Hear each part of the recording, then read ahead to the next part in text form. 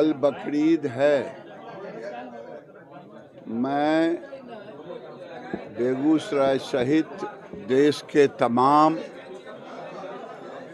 Administration से, जिला के एसपी डीएम से आग्रह करूंगा कि सामाजिक सौहार्द बना रहे, सार्वजनिक जगह पर बकरे का कटाई ना हो जिससे आपसी द्वेष फैले। ये काम प्रशासन को करना है, क्योंकि सामाजिक सौहार्द ही सबसे बड़ी चीज है। नहीं, मेरी कोई प्रतिक्रिया नहीं है। देश के शिक्षा मंत्री माननीय धर्मेंद्र प्रधान जी ने विद्यार्थियों के प्रतिनिधि, अभिभावकों के प्रतिनिधि सबसे बात की है, सौहार्दपूर्ण वार्ता हुई है और वो जो 1560 या 70 कुछ बच्चे हैं, उन बच्चों के ऊपर उन्होंने निर्णय लिया है, देश को बताया है और उन छात्रों के अनुरूप ही निर्णय लिया है।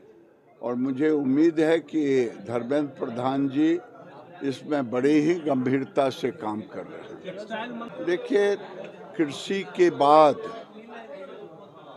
टेक्सटाइल सबसे बड़ा रोजगार देने वाला सेक्टर है, क्योंकि इसी में किसान का कॉटन है, इसी में यार्न है, इसी में टेक्सटाइल है, इसी में हौजियरी है, अप्रैल, इसी में हैंडलूम है, इसी में हैंडीक्राफ्ट है। तो ये एक रोजगार देने वाला है। हमारा लक्ष्य है कि 4.5 करोड़ अभी हैं, अगले 24-25 तक 2024-25 का जो फिनेंशियल ईयर है उसमें हम 5 करोड़ तक यानी 50 लाख एडिशनल वर्कफोर्स कैसे हम जोड़ें, इसके लिए एक कार्य रूप हम बना रहे हैं अधिकारियों के साथ मिलकर के।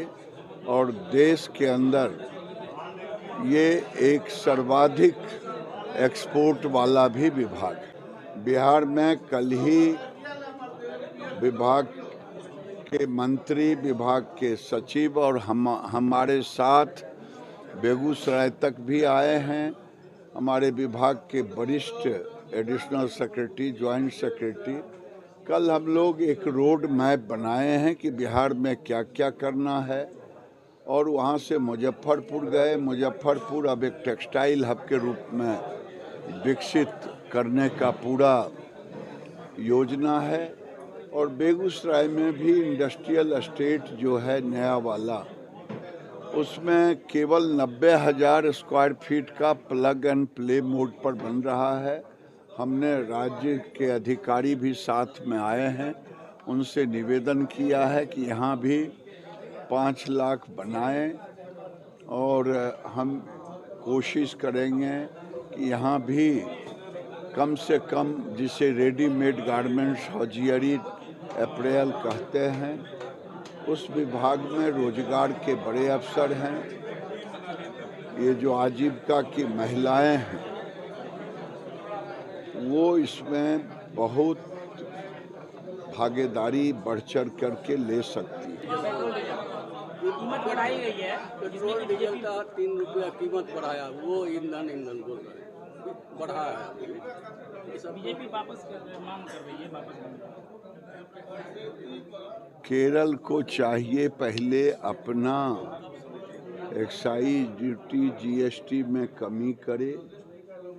जीएसटी में तो नहीं, कम से कम एक्साइज में, अपने टैक्स में जो वैट का टैक्स एक्साइज केंद्र लेती है, जीएसटी एक सामान्य है, लेकिन वैट का जो टैक्स है केरल को भी कम करना चाहिए।